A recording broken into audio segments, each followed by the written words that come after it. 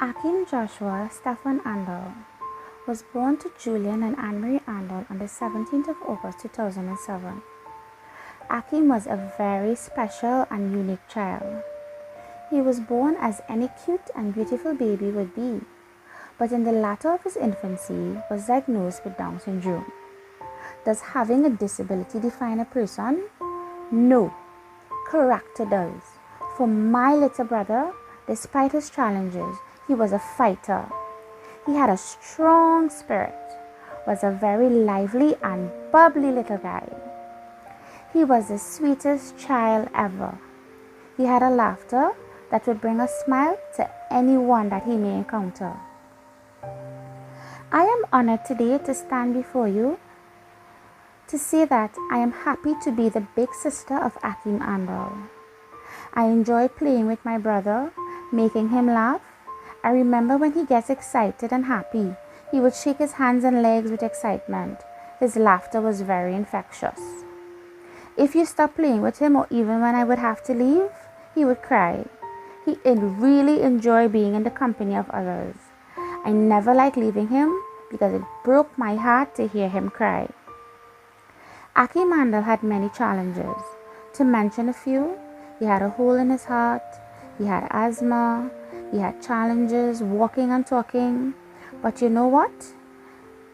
When there is a bond between siblings, little did anyone know the only person name Akeem would call or say was mine. Aye, aye, aye, aye, as he would say when he sees or hears my voice. Akeem loved to dance, nursery rhymes, gospel, and you see soca music, that was his favorite. I believe music was his peace. He enjoyed building blocks, playing with his toy car, and rolling a bottle on the floor. Akeem was also called Papa, Douglin, even Boy Boy by his mother and family who loved him dearly. Mom has been with him from the day he took his first breath and to the moment when he took his last. She wiped and cleaned his pampers for the last time and always hoped for the best for her last child and son.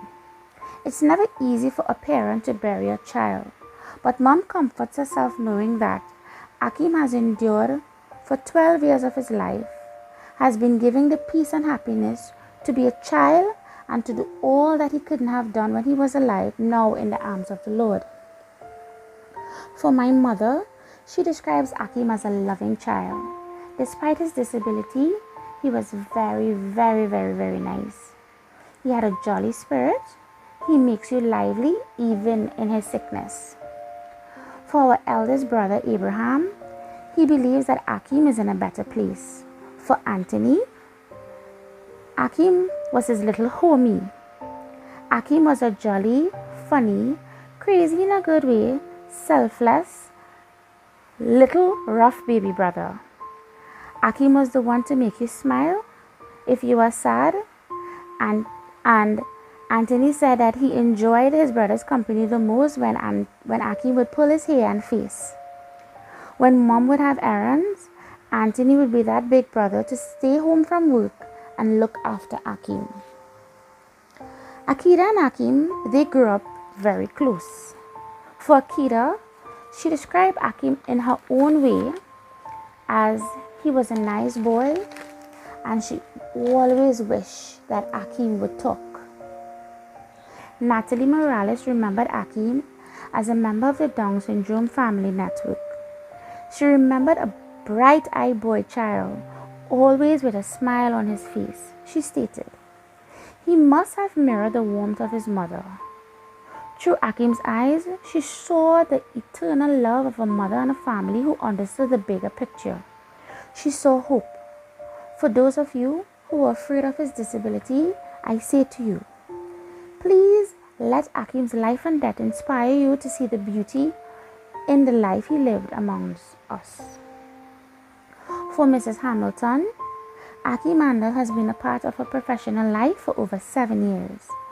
Even though he was not officially her client until much later, she admired the way that he left a lasting impact on her. Although Akeem was not able to speak, he constantly reminded her of why she became a social worker, to stand in the gap when someone needed her too.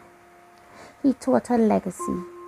Despite his challenges, he was able to leave an impact on everyone he met. Every nurse who knew him were very saddened by his passing. Even though his life was short, Akeem was able to touch so many lives. He taught her the beauty of relationship, that despite his discomfort with being at the hospital, he spent those hours looking at pictures with his mom.